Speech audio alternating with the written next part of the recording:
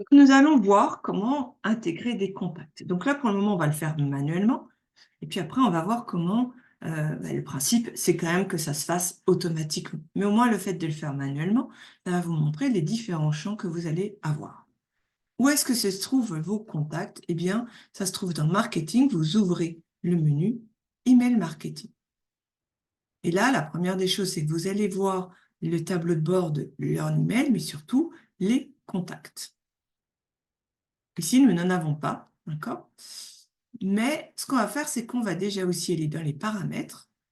Et vous voyez que dans les paramètres, on a l'adresse email d'envoi par défaut, d'accord? Mais surtout, on a ce qu'on appelle des tags, d'accord? Et donc, on peut créer un tag, d'accord? Et ça permet de segmenter la liste de vos contacts. Et petit à petit, ça va vous permettre d'automatiser des actions. Donc, je vais créer un premier tag que je vais appeler les contacts généraux. J'aime bien cette notion de contacts généraux parce qu'elle va vous suivre partout, c'est-à-dire que quelle que soit la personne qui va venir, hop, elle va aller dans contacts généraux.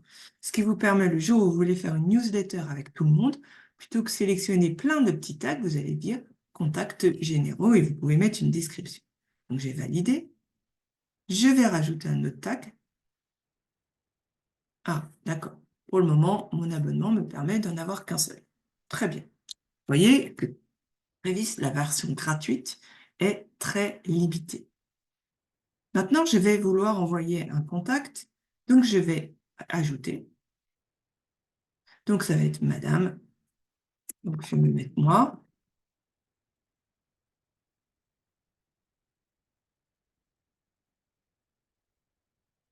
Et là, je vais dire que je veux l'ajouter à contacts généraux et je valide. Alors, je pourrais mettre autre chose, hein, ce n'est pas un problème.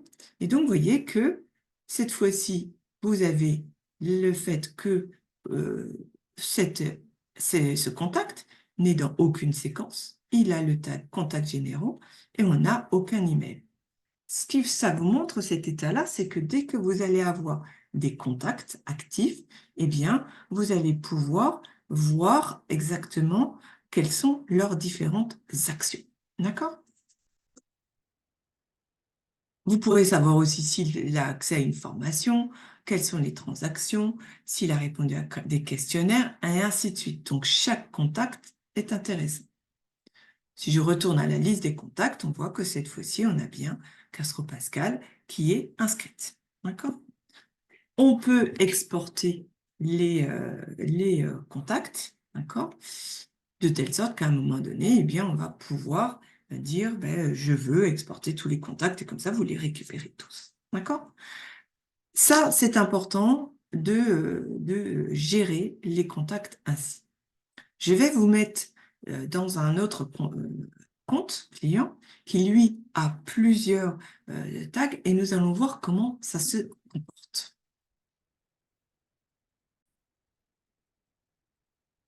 Nous voici dans la liste de contacts qui est un petit peu plus importante puisque nous avons 88 contacts. Nous voyons que certains sont inscrits, d'autres sont considérés comme des spams, c'est-à-dire ils n'ont pas pris en compte l'information. Et donc, nous avons la possibilité de voir, d'afficher les filtres et d'afficher les conditions.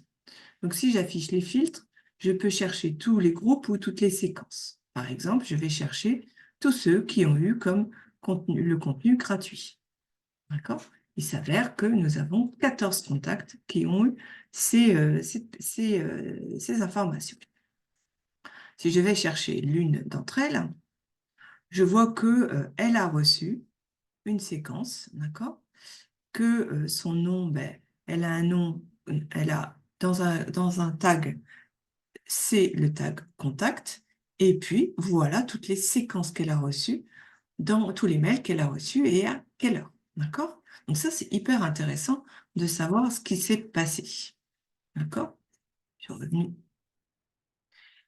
Et donc là, maintenant, si j'affiche, je ferme le filtre. Si j'affiche les conditions et que je veux savoir, normalement, on doit voir si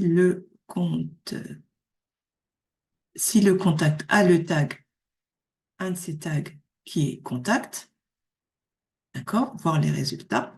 eh bien, je me retrouve avec les tags qui ont ce tag contact. OK. Ça me permet de voir aussi une chose, c'est que si j'affiche les conditions, pardon, si je regarde quels sont ceux qui ont été dans la séquence webinaire, viens découvrir, je retrouve 76 contacts. Je regarde les contacts, il s'avère que ces contacts, ils ont comme tag le webinaire. D'accord? Donc, c'est hyper intéressant.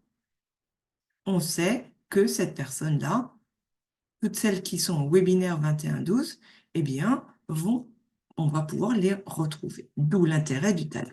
Et pareil, on a la séquence et on a toutes les informations qu'elles ont reçues.